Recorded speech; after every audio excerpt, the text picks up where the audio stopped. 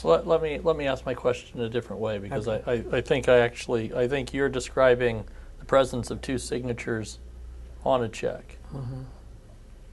Versus authorization. You have an understanding that at purchases above a certain amount, there is a policy in place now requiring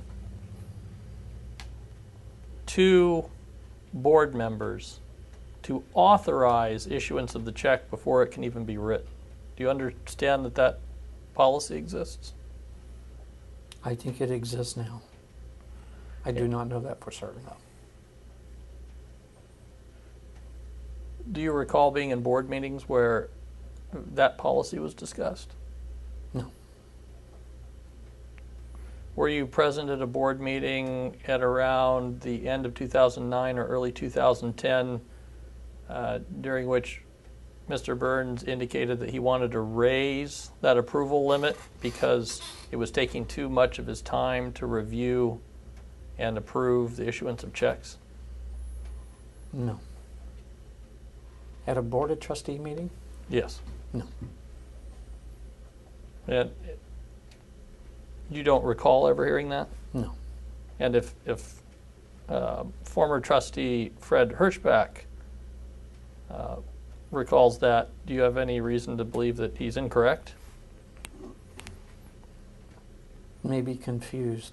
I don't know that he would say it intentionally, but I don't remember that. Do you think you had some sort of spending limit in place while Chris Morgan was the executive director that it would have required approval of two board members before he could write a check above a certain amount? I don't recall that policy ever being in effect. Now, we know we have one at the union. Now, I'm going to put on a union hat now. We have one at the union, but not at, that I'm aware of, at the trust level. So speaking only about union business, if an office employee wanted to write a check for a giant photocopier that costs $30,000, they couldn't just write that check out and get the copier. They would need to get an authorization from people before they could do that? Correct.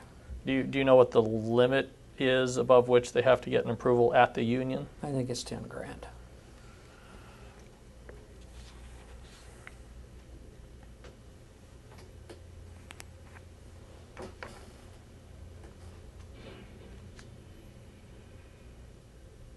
Putting back on your hat as a former trustee, Okay, I can put both of them on. Go ahead.